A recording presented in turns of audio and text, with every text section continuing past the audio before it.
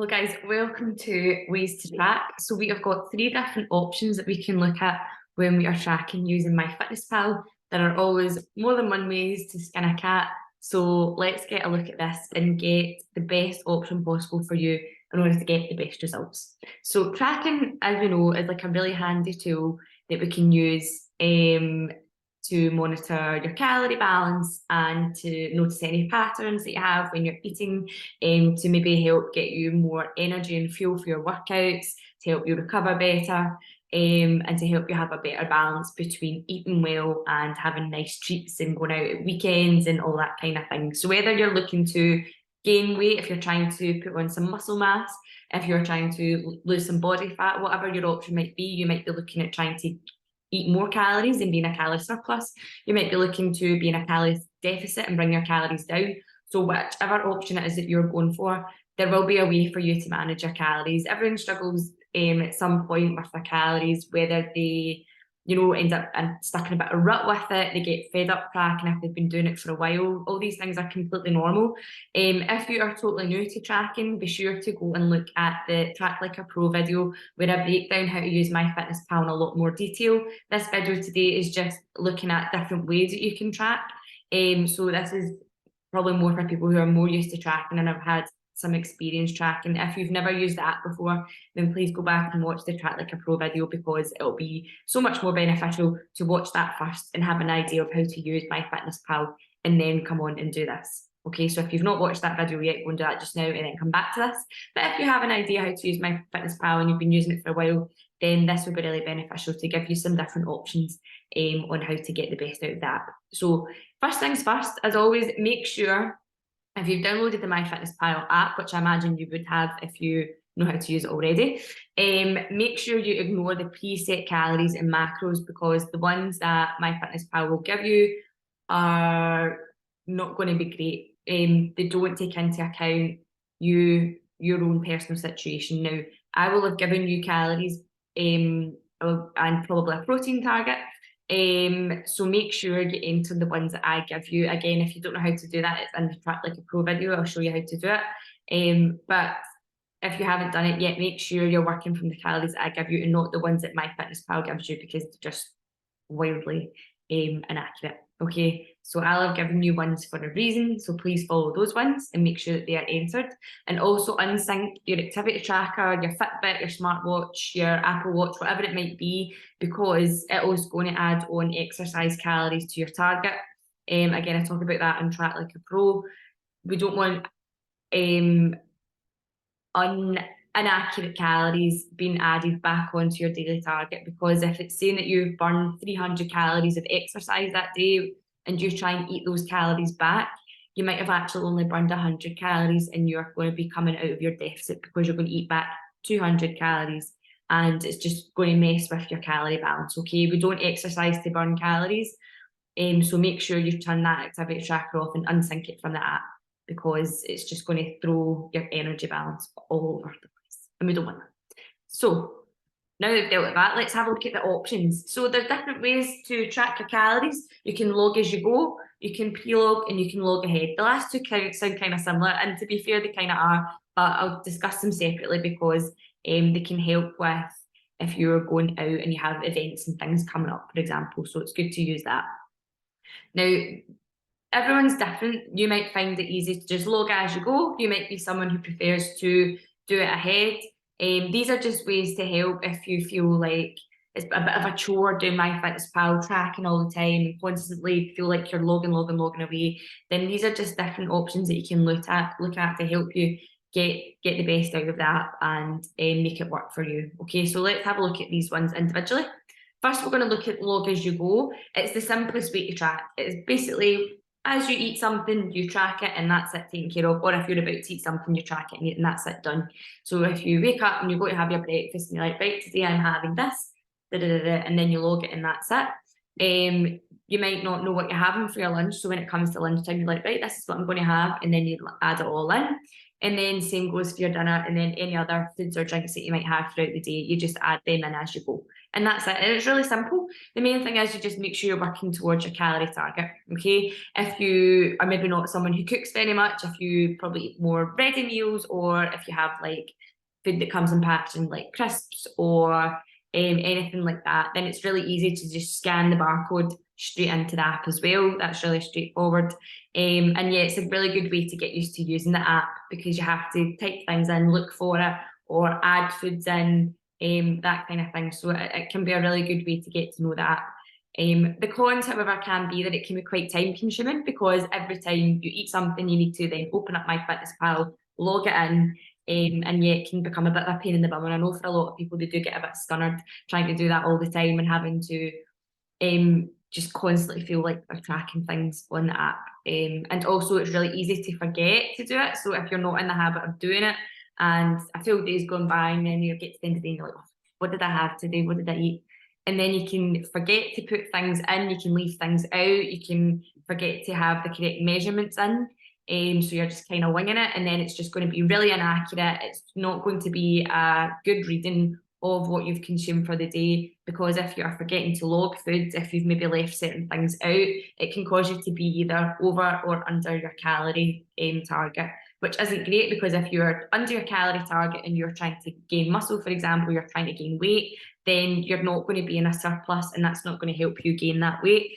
If you are forgetting to log things, and then you're like, oh, do you know what? I've got an extra 200 calories at the end of this day, and then eat something else, when in actual fact, you did have all of your calories for the day. So now you're 200 calories over because you've eaten more, and that will take you out of your deficit, and you won't be losing any body fat from that, okay? So make sure you remember to track, because if not, then this isn't going to work for you. This is a drawback of this option.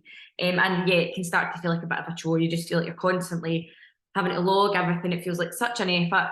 I know it's not an effort. It can feel that way. It can feel like a bit of a chore. At the end of the day, it's like such a simple tool to use, and it's, I know it can feel like a pain in the bum. It's not. It's just something that you need to do. It's just a habit that you need to get into if you are going to do it this way. If it does feel like a chore, however, then this option might be better for you, where you pre-log. So you can either do this the day before. I know some of my clients have really benefited from sitting in the evening and planning out their next day and saying, right, this is what I'm having for my breakfast, this is what I'm having for my lunch, this is what I'm going to have for my dinner. Especially if you're someone who meal preps, then it can be really beneficial, because you might have planned out all your meals for the week.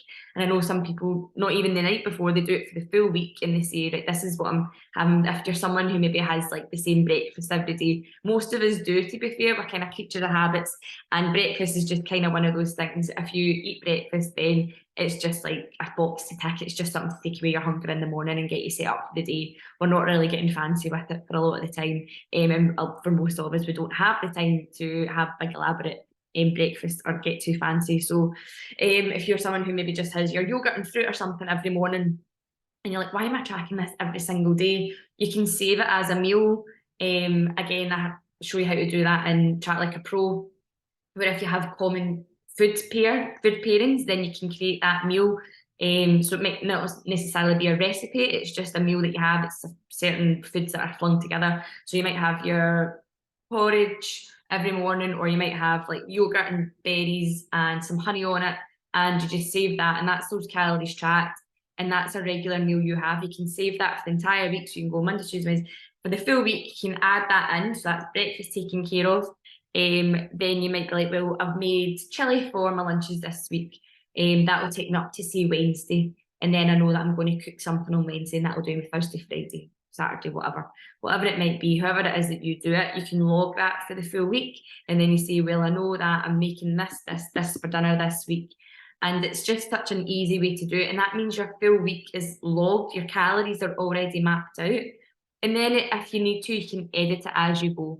So if maybe it gets to Wednesday and you've got your chili prep for your lunch, but your friend texts you and says, oh, do you fancy meeting me for lunch today? And you're like, well, do you know what? Okay, I'll save my chili for tomorrow and I'll go and meet my friend for lunch. And then you can change your calories to suit that way. Or you might have forgot your lunch and you nip to the shops. So all you need to do is delete that and then just sub in something else. And it's so easy to do. And it just takes a lot of hassle out of your tracking. Okay, so if you're someone who meal preps, if you go for a big food shop and you've got your shopping list all set out for the week, then you know what you're going to be having, and then your calories are taken care of, and it just gives a bit more extra confidence and know that everything you're having for the day is tracked.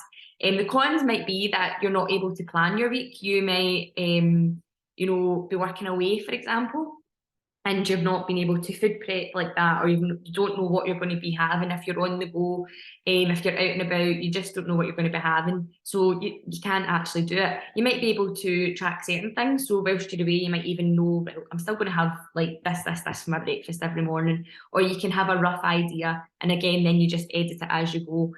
So if you're able to even have a rough idea of what you're having, you might still be able to do it, but you won't be able to do the full week.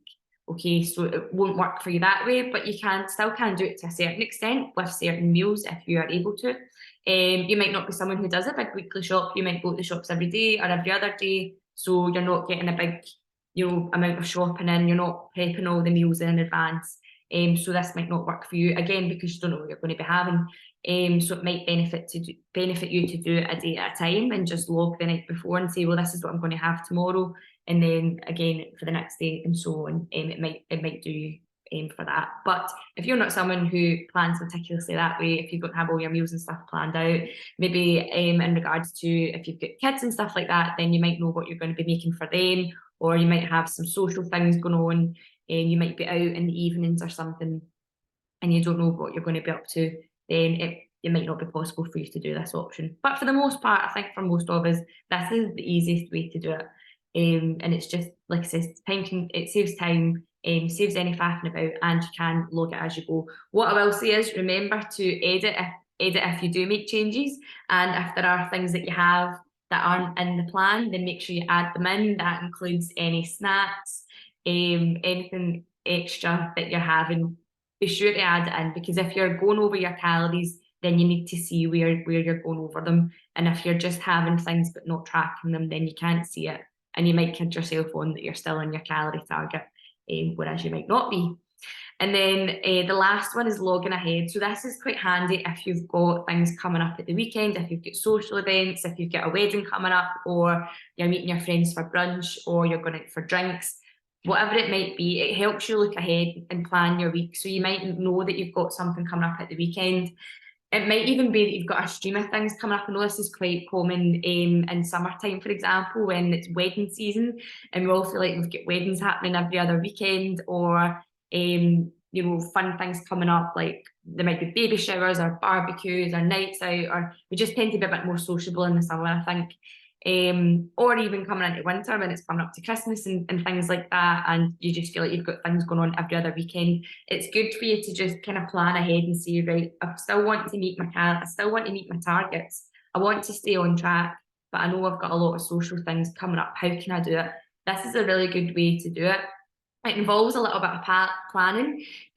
As something that I use called calorie banking, which is handy short term. It's not something you want to be doing for long term, but if you know you've got a lot of things coming up and you still want to enjoy them, then calorie banking is a good way to do it. So coming up to, say you've got a wedding at the weekend, okay, you know you're going to be eating a lot, drinking a lot, and having a good time. You might be having the meal at the wedding or something, so you don't really know what you're going to be actually eating in the evening, or you might have a rough idea, but you're not going to be able to log that exactly. So you can have an idea that, you know, if I have X amount of drinks and I put X amount of calories by, and that's what I'm going to be having for that day, then what you can do is bank some calories, meaning that you can save some calories from each day and contribute them towards the weekend. So say you wanted to have an extra 500 calories for Saturday, okay? That could bring your calories up that day. Say you were hitting 1,500 calories and you want to give yourself an extra 500. That means you've got 2,000 calories to play about with, but those 500 calories have got to come from somewhere. So you're taking them from Monday to Friday, for example. So say you're on 1,500 calories a day, Monday to Friday, you bring that down to 1,400, and that means that 100 calories from those 5 days gets added on to Saturday, okay? And that's a good way to just balance out your calories. Remember that although you've got a daily calorie target, it works out over the scale of a week as well. So there might be days that you undereat by accident. You might have less food on a certain day, And if you're trying to be in a calorie surplus, but you're under eating, then you need to add on extra calories. So although over the course of that day you've under eaten, you've still got the scale of the week to add those calories back on. If you are trying to achieve a calorie deficit, then remember it's the scale of a week. So if you want to have extra calories for that event at the weekend as a one-off, then just borrow those calories from another day and add them on to the day that you've got the event, so that it means that your calories balance out as best as you can. Obviously, when you've got events and stuff on, we can get a bit carried away, but it's just about being mindful and trying to manage things a bit better. It's up to deciding as well whether you want to stay on track and still see results, or if you're like, do you know what, this is a treat, I'm just going to enjoy it and not think about it.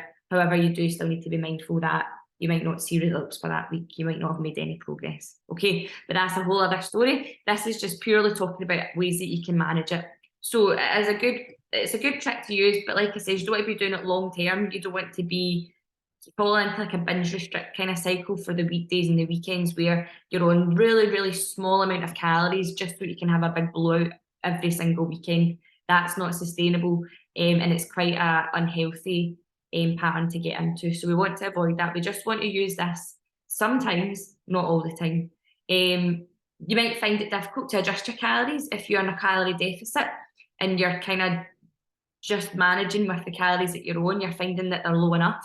You might find it difficult to borrow calories from those days to add on. So if you maybe say you were on 1,500 calories a day and you're just like, oh my God, I cannot bring these any lower because I'll be hungry or I'll really struggle, then this might not be a good option for you, because if you're having to bring that any lower, it might be difficult and you might end up overeating because you're so hungry.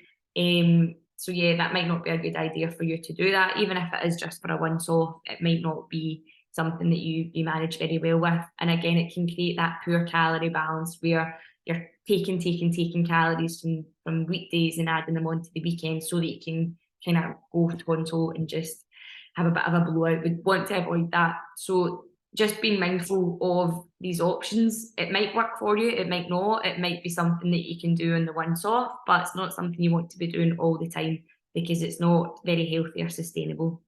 All right, but again, it's another option that you can use if you can do it well to balance your calories, enjoy yourself, enjoy social occasions, and still get results. So I hope you find these quite useful. It's about trial and error as well, trying these out and seeing what works for you. If it doesn't work for you, it doesn't mean you're a failure. Like I said, there's always more than one way to skin a cat, and this is personal to you. It's about making these things work for you. If it doesn't work, then we can try something again, but you do need to give it a chance, and yeah, just give yourself the opportunity to learn from it and try different things and see what works for you.